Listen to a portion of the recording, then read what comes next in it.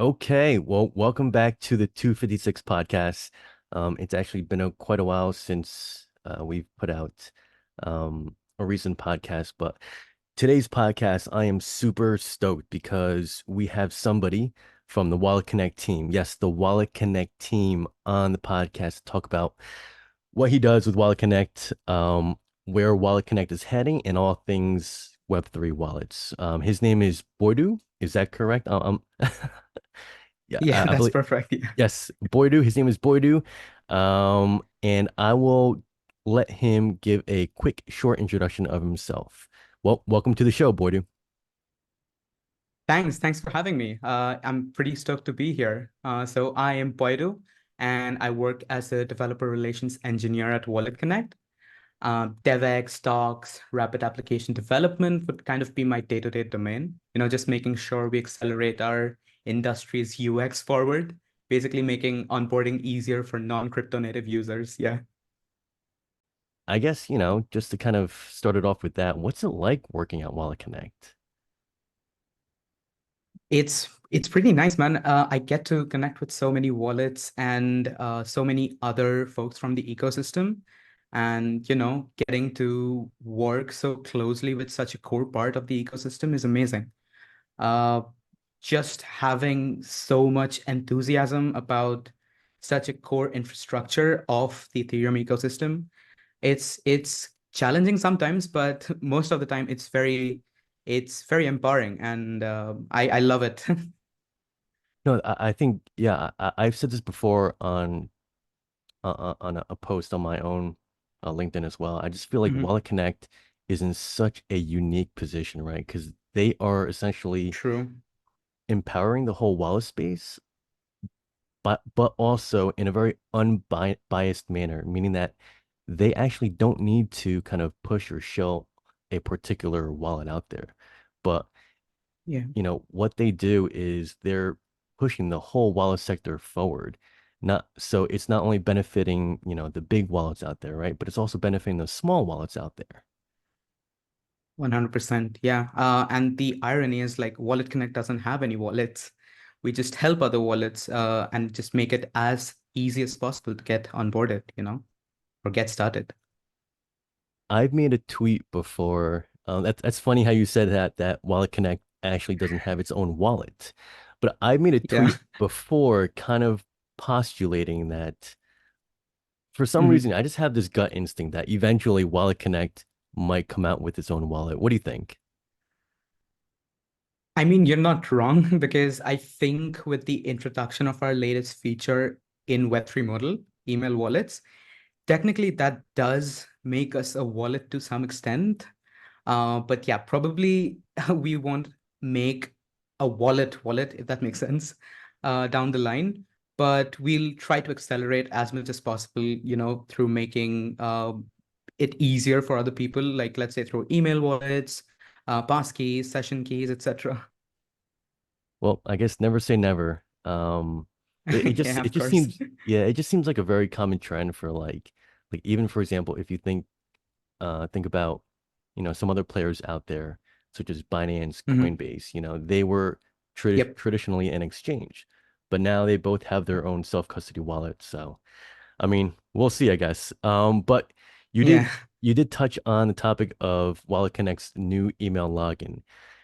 For those that have not seen the announcement of that yet, could you describe what the email login feature is? Yeah, for sure. So with email wallets, basically it's as easy as possible to get started with your onboarding experience. It's one of those things that I'd say kind of falls into a high effort, high reward category. So it was quite a task on our end to get this out. But then again, it makes it so much easier for new folks to kind of get started with the concept of self-custody, like most people in crypto would ideally be working through centralized exchanges, like you mentioned, through Binance, Coinbase, whatever.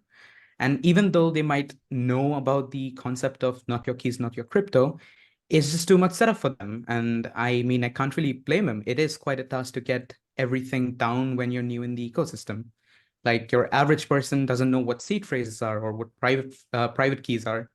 So the idea of abstracting it all away and making it simple is, I think, follows along with the vision or ethos of our ecosystem. So I haven't been able to, I guess, get my own hands dirty with the new email login function, but I've seen the demos online. So if I can kind of, Yep. so how does it work? If I can kind of break it down really quickly. So a user can, instead of logging into a dApp with their own separate crypto wallet, they can be Hmm. also be prompted to input their email. And I'm assuming with that Hmm. email, would they be getting back some kind of, I guess, email verification code that they need to then verify? And then after that step, where exactly is Yep. their private key of their quote unquote wallet living? Yeah, good question. So, when a user enters their email address and they get logged in, they get a public address associated with their account, which they can access. And let's say they want to migrate to self-custody. So we use Magic as our provider. And when they go to, let's say that when they want to migrate back to self-custody, they can always go to secure.walletconnect.com. And as soon as they connect their wallet, enter their email address again, they get the access to their private key and they can just migrate to self-custody wallet, like, I don't know, whatever wallet you want to use. So for example, even today, you can try Web3 modal email on Peanut protocol, with which you can basically send tokens via links. And in this case, let's say the person you're trying to send it to doesn't have a wallet and they don't want to go through the effort of making one from scratch. Now, with this email wallet feature, it's just ridiculously simple to just create a wallet and claim whatever you want to claim, no excuses. So I got to ask for anyone that's, for the diehard security Hmm. kind of private key security enthusiasts out there. So Right. these email wallets, right? Hmm. Essentially, is it kind of utilizing some kind of multi-signature or MPC kind of model where like the email in tandem with So, whatever kind of uh other secret component of the key sitting on some other cloud in tandem, when you combine them together, is when the actual private key is formed and revealed. Is that how it works, or? Yeah, that's exactly how it works. So from what I understand, Magic has their own proprietary algorithm for this. And what happens is they don't have access to the key, or we don't have access to the key. I think it's called DKMS, which is Delegated Key Management. And only when the user requests it is when it's shown to the user. So neither of the parties have access to the private key until and unless the user wants it, by themselves. If you were to propose this idea like a few years ago, people would have just been like, "What? That just totally goes against the whole notion of not your keys, not your crypto." But Yeah, for sure. I think I think you can call it like hybrid self-custody, right? It's like a middle ground between like full custodianship and self-custody. This hybrid self-custody Yep. model seems to be getting a lot of traction. And I think um Yep. what seems like what prompted it was last year when Ledger came out with their recovery service model. Um, Mhm. Even though they had a lot of backlash on the onstart, I Right. think a lot Mhm. of people in the industry kind of realized that, maybe this could be another way of easy adoption. And then you also saw, I believe it's EIP 4337, account abstraction, Yes. come into play. Yep. And that has opened the doors for like other types of similar models, right? With um, wallet abstraction, smart contract wallets, embedded wallets, right? So Yeah. I think this is a really cool idea, and I think this will um, make it a lot easier for people to come into the space when the next bull run comes. 100%. And a fun fact about EIP 4337, it was actually announced at WalletCon, which was an event we held during last year's ETH Denver. So yeah, that's pretty sick that everything is coming back full circle almost. Yeah. Speaking of WalletCon, I saw on social media you guys held a WalletCon Lite event. Yes, we did. And we also plan on hosting the official one later this year, like Any the bigger word? one. Okay. Any specific date or location WalletCon 2024 will be held? I can't say it right now, but you'll get to know soon.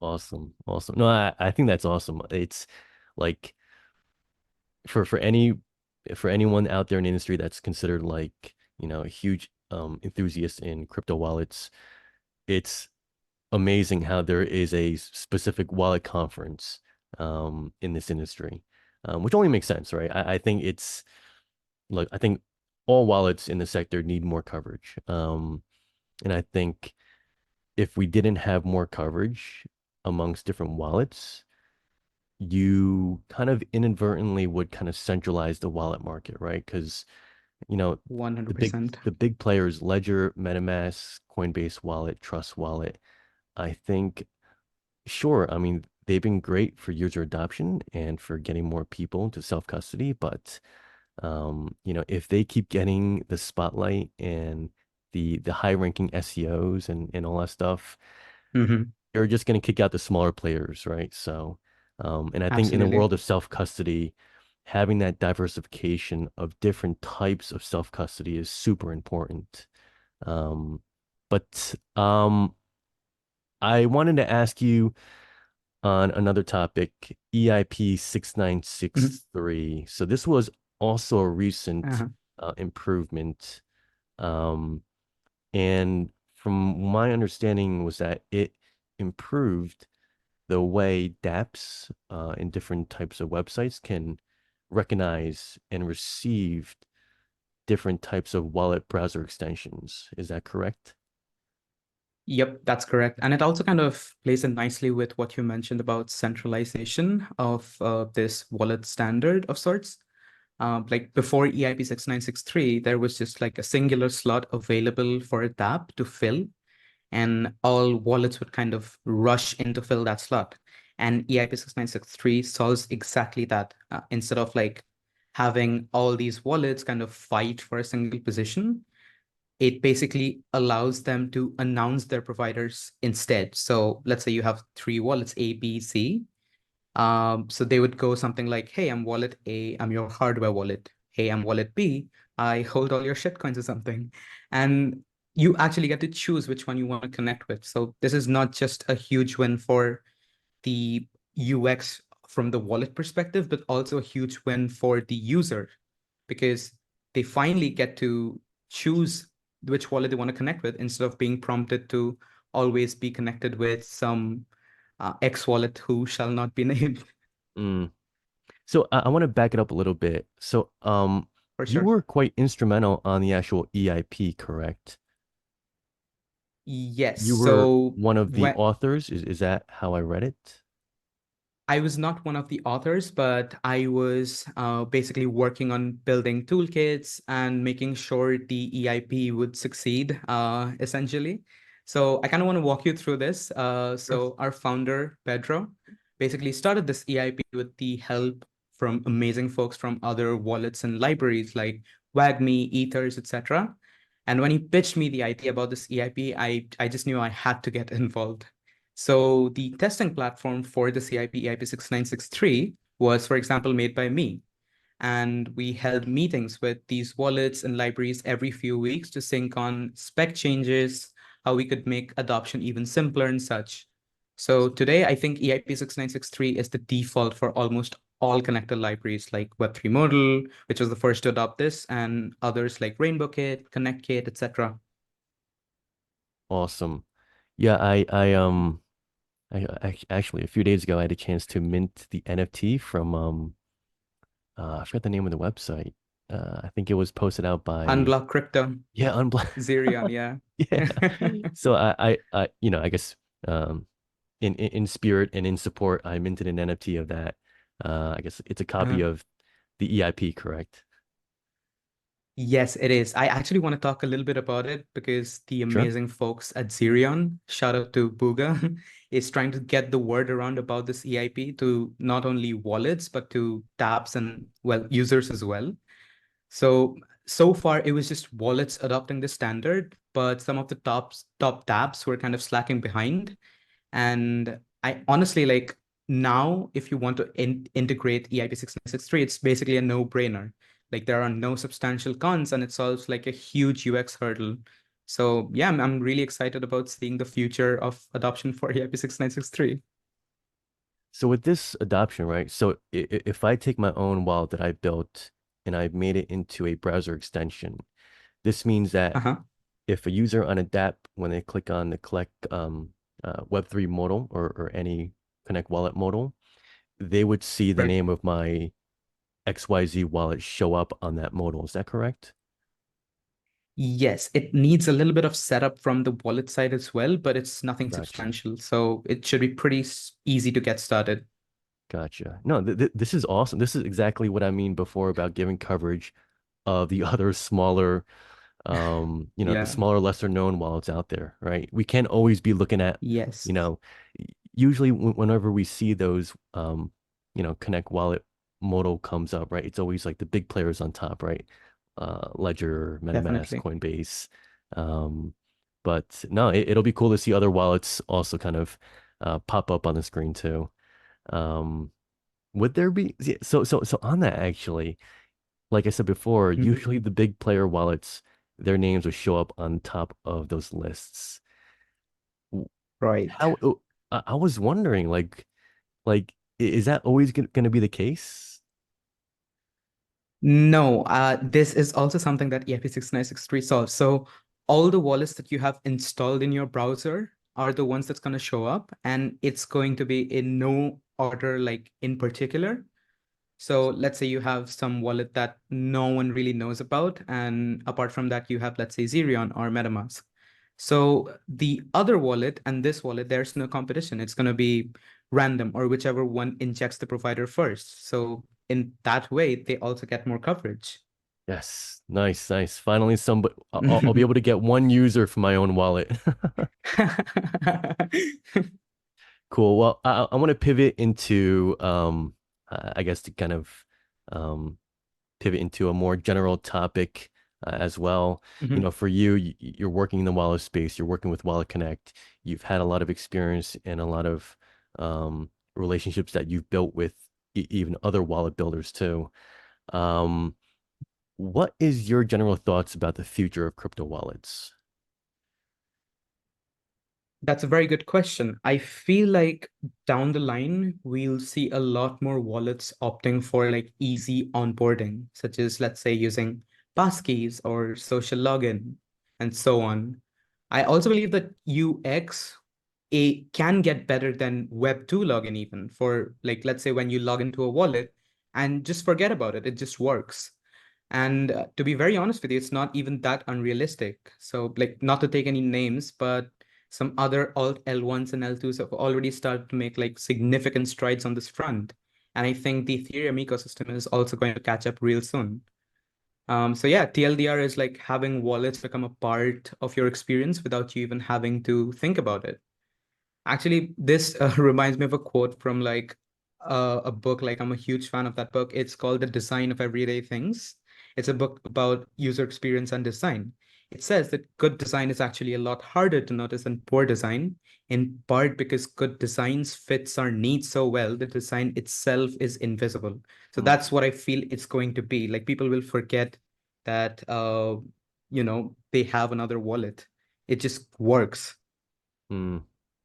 Yeah, I've actually heard that quote before too. It's yeah, essentially it's like the wallet, like make the wallet as simple as possible so that for the end user, they don't even see any of the complexity behind it, or they don't even need to know the complexity behind it.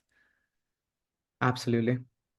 The UI UX of crypto wallets, sure, it's getting better. It's abstracting away the complexities, but it's almost kind of reverting Mhm. back to the Web 2 login flows, which sure, that'll be great for mass adoption, but Mhm. question for you. Do you think this is kind of diverting away from, that whole notion of being able to hold your own, that magical and unique private key, number or the 24 words? Um, for many people out there, that was kind of like, their empowerment, right? They hold the access Mhm. to some digital assets on a blockchain, right? And nobody else has any control over it. Nobody else has any kind of access to any part of that private key. Right. So I just wanted to get your thoughts on this too, because in the past as well, I've come across a lot of private key extremists, right? Where, they would, Yeah. they, they would, stand by the whole notion of, being able to create your own private key through their own entropy and then, putting that through its own maybe, um, either like breaking up the private key into different pieces or putting that on a steel plate and hiding that in a bunker somewhere down deep in the mountains, right? So, yeah, I just want to get your thoughts on that. Do you think this is a good thing that we're kind of reverting back to easy Web 2 login flows? I think it's pretty much a temporary thing, but I also feel like down the line, we're going to see a lot of these hybrid models of sorts where you're going to see Web2 login features, but you're also going to be able to, export your seed phrases or, have complete self-custody.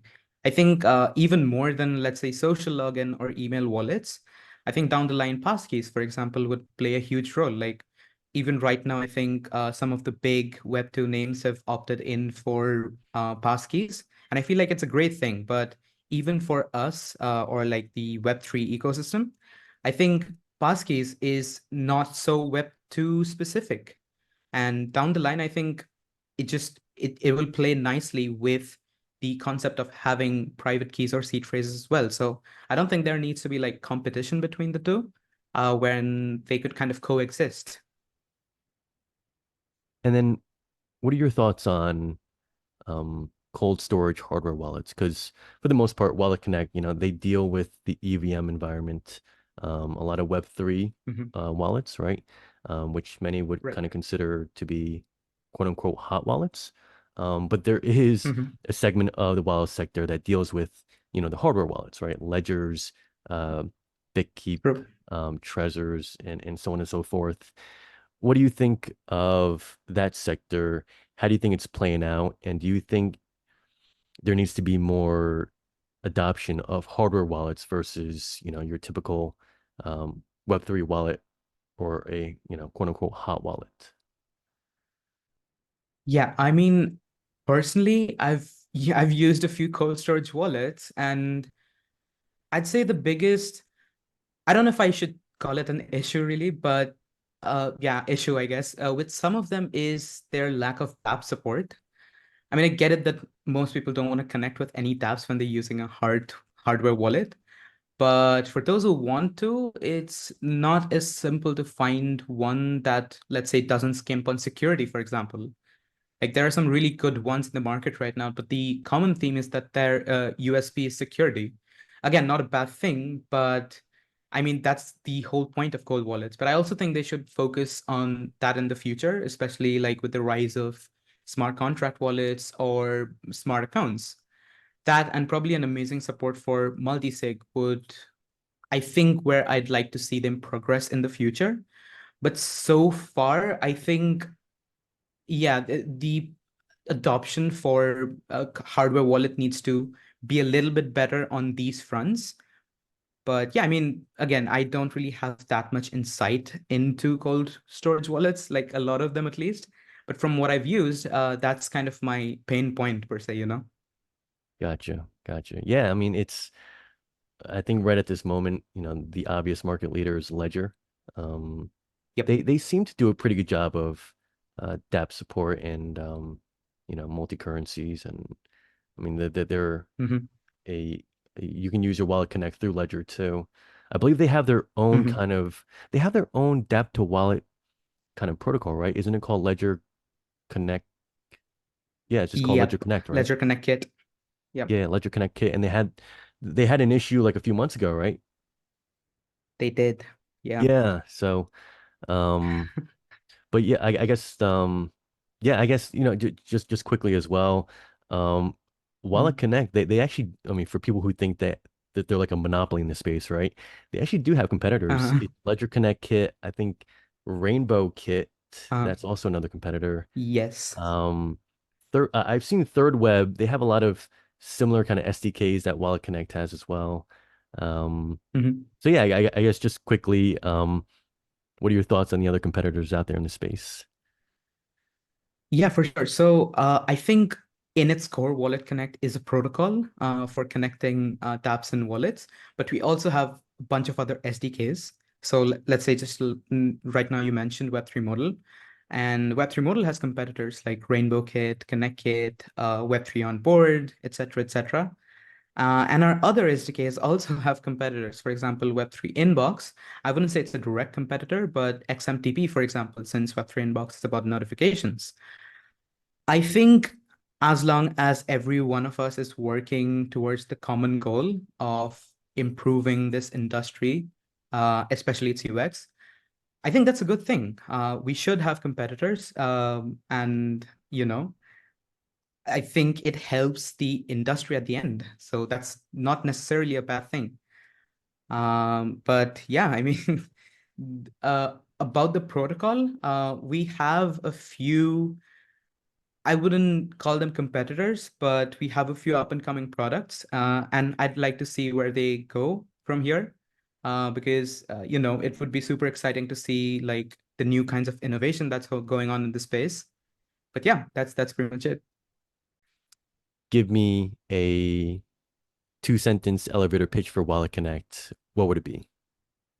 Okay, it would go something along the lines of Wallet Connect helps connect your wallets to your app. It's a messaging protocol, and down the line we are looking to expand on that front and probably get more excitement around getting connected.